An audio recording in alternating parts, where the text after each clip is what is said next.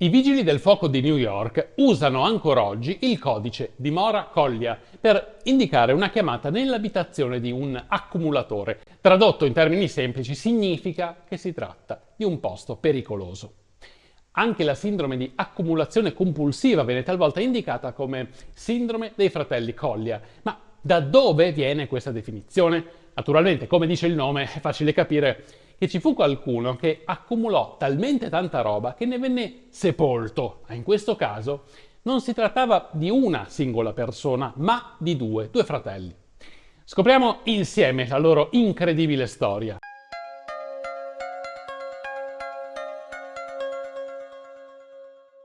Nel 1947 occorsero diverse ore di sgombero per trovare il corpo del primo dei fratelli Collia. Ci vollero 3 settimane invece per recuperare il cadavere del secondo, che si trovava soltanto a 3 metri di distanza, sepolto sotto un cunicolo ricavato tra tonnellate di spazzatura, raccolte nell'ormai fatiscente edificio di 4 piani nel quartiere di Harlem. La tragica storia dei fratelli Collia è tanto triste quanto inquietante. Perché 2 promettenti membri della società civile decidono di sigillarsi in casa, escludendo il mondo esterno e recludendosi volontariamente insieme ad oltre 140 tonnellate di oggetti? Non è come si potrebbe pensare. All'inizio i 2 fratelli non erano 2 emarginati. Homer e Langley Collia avevano entrambi studiato alla Columbia University, una delle più prestigiose degli States. Il primo si era laureato in giurisprudenza, mentre il secondo aveva frequentato ingegneria meccanica, forse senza terminarla. Langley suonava il pianoforte e prima di isolarsi dal mondo aveva tenuto anche dei concerti al Carnegie Hall. La vita familiare dei Collia era tranquilla e agiata. La madre era un'ex cantante lirica che discendeva da un'antica famiglia di New York arrivata negli States nel 1620. Il padre era un ricco medico, forse solo un po' eccentrico. Il dottor Herman Collia si recava spesso a lavorare in canoa dalla casa di Harlem all'ospedale che aveva sede sull'isola di Blackwell nell'East River. I coniugi, che erano anche primi cugini, si separarono quando i figli erano vicini ai 30 anni. Homer e Langley, che non si erano mai sposati né fatti una casa propria, decidono di rimanere ad Harlem con la madre. Non è chiaro se furono piuttosto entrambi i genitori a separarsi dai figli, che avevano cominciato a mostrare qualche segno di disagio, lasciandoli a vivere nella casa di famiglia. Alla morte dei genitori, i fratelli ereditano tutti i beni. Nel 1933 Homer diventa cieco a causa di un'emorragia oculare. Il fratello minore, Langley, lascia il suo lavoro di rivenditore di pianoforti per dedicarsi alla cura di Homer. Così comincia il loro isolamento dal mondo esterno. Langley inizia a conservare tutti i giornali per consentire al fratello di leggerli una volta che avesse riacquistato la vista. In quegli anni difficili, siamo nel periodo della Grande Depressione, i fratelli non si sentono sicuri ad Harlem, che da zona signorile sta diventando popolare con un alto tasso di criminalità. Quando nel quartiere cominciano a circolare voci sull'eccentricità dei fratelli Collia, i vicini diventano curiosi e i bambini iniziano a scagliare dei sassi contro le finestre, a tentare di sbirciare e insomma, con queste piccole persecuzioni aumenta la paranoia dei fratelli. Langley rimuove il campanello e sbarra porte e finestre, ma questo non fa che alimentare altre voci. Si dice che dentro quella casa ci sia un tesoro enorme, una fortuna immensa, accumulata da quegli strani fratelli, e i malintenzionati iniziano a pensare al colpaccio. Alcuni tentano di entrare per svaligiare la casa, ma Langley, il fratello che aveva studiato ingegneria, inizia a costruire delle trappole, elaborati sistemi di cunicoli costruiti con tutto ciò che era stato accumulato in casa nel corso degli anni. I fratelli Collia trasformano la loro casa in un labirinto di rifiuti accatastati fino al soffitto. Accumulano 250.000 libri, organi umani conservati in appositi vasi, resti dell'attività del padre, 14 pianoforti, 2 organi, raccolte decennali di giornali, carrozzine per bambini, armi da fuoco, palle da bowling, manichini da sarta, poster di pin-up risalenti ai primi anni del Novecento e 8 gatti. Addirittura questi erano vivi. Langley esce solo di notte per procurarsi il cibo fra gli scarti abbandonati nella spazzatura, dove naturalmente raccoglie un sacco di altri oggetti. A un certo punto Homer rimane paralizzato a causa di una malattia reumatica, ma entrambi rifiutano qualsiasi trattamento medico. Quando anche la stampa inizia a interessarsi alla loro vicenda, i fratelli la spiegano così. Abbiamo una biblioteca medica di 15.000 libri in casa. Abbiamo deciso di non chiamare nessun medico. Vedete, sappiamo anche troppo di medicina. Langley pensa che il fratello possa riacquistare la vista grazie a una dieta ricca di vitamina C, tanto che Homer consuma 100 arance a settimana. In quegli anni Langley diventa anche un inventore, adatta una Ford T come generatore di corrente, dopo che tutte le utenze vengono tagliate per morosità nel 1928. Nel 1942 i due fratelli ricevono un provvedimento di sfratto intentato dalla banca che da 3 anni non aveva più incassato il pagamento del mutuo. Gli agenti che forzano la porta si trovano di fronte a una barriera di spazzatura che arriva fino al soffitto. Langley stacca senza fiatare un assegno da $6.700, l'equivalente di circa $100.000 odierni, estinguendo così subito il mutuo e ritornando al consueto isolamento.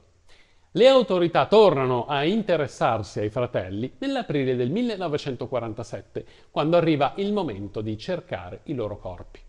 Una telefonata anonima aveva avvisato la polizia della presenza di un cattivo odore proveniente dalla casa dei Collia.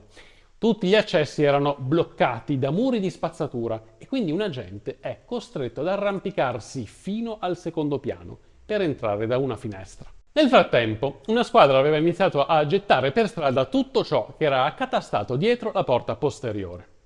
I lavori alla casa traggono una folla di migliaia di persone, curiose di scoprire cosa contenesse la casa dei Collia. Solo dopo un paio d'ore viene ritrovato il corpo di Homer, morto probabilmente di fame.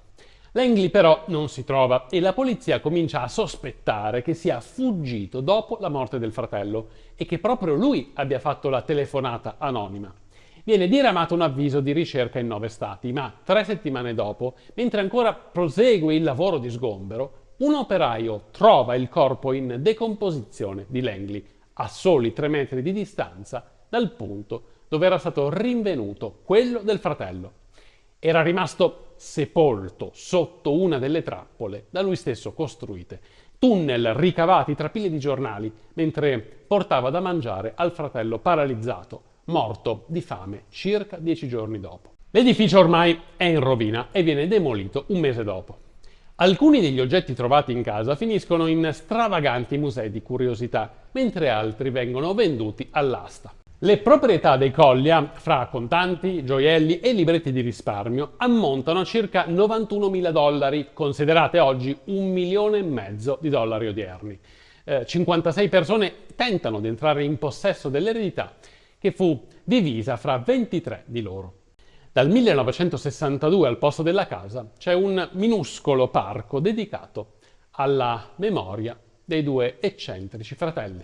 Arrivati a questo punto però facciamo un breve approfondimento sulla malattia dei fratelli Collia. Prima di tutto, come si chiama? La loro sindrome è nota come sindrome d'accumulo e il termine scientifico è disposofobia, paura di buttare letteralmente.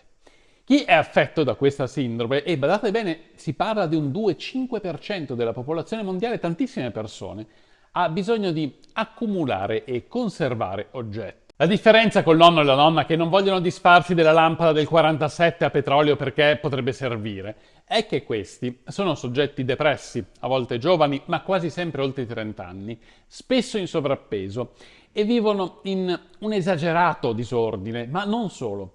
I disposofobici traggono piacere proprio dall'accumulo, ne sono soddisfatti e non si sentono a disagio dall'avere il lavandino della cucina sommerso di pile di giornali. Sì, perché le stanze si riempiono e non sanno più dove mettere gli oggetti, ma essi non se ne curano e continuano ad accumulare. Nei casi più gravi la loro malattia alla fine interferisce con le attività domestiche, non si sa più dove cucinare o lavarsi e a volte diventano talmente maniaci da smettere di lavorare o studiare. I fratelli Collia sono appunto l'esempio estremo. Ma le persone che sono loro attorno non se ne accorgono? Il problema è proprio questo. I disposofobici di solito non lasciano entrare nessuno a casa propria, hanno paura del giudizio degli altri e lo giustificano con se stessi pensando che gli estranei non potrebbero capire. Alla fine tutto questo ciarpame spesso diventa un problema non più gestibile e le abitazioni vanno incontro al rischio di incendi o di essere invase da animali infestanti. Ma perché si sviluppa nei malati questo tipo di disturbo che spesso li porta a rovinare la propria vita dal punto di vista economico e dei rapporti sociali? Alcuni arrivano addirittura a farsi togliere i figli dai servizi sociali o divorziare. Tutto nasce da un istinto naturale e funzionale alla sopravvivenza, ovvero mettere da parte per i tempi di magra, fare le formiche anziché le cicale. Ma per gli accumulatori si figura una condizione in cui l'accatastamento di oggetti inutili e privi di valore è deleterio. Non solo non è funzionale, ma è nocivo con tutte le conseguenze disastrose che possiamo immaginare. Il caso dei fratelli Collia è emblematico di cosa l'accumulo compulsivo possa comportare. Non sto ad addentrarmi nelle cause di tale disturbo, meglio che approfondiate con letture su siti dedicati, ma tengo a precisare che la disposofobia può essere curata con l'aiuto di terapeuti, in grado di far seguire al paziente la terapia migliore per tornare a una vita normale.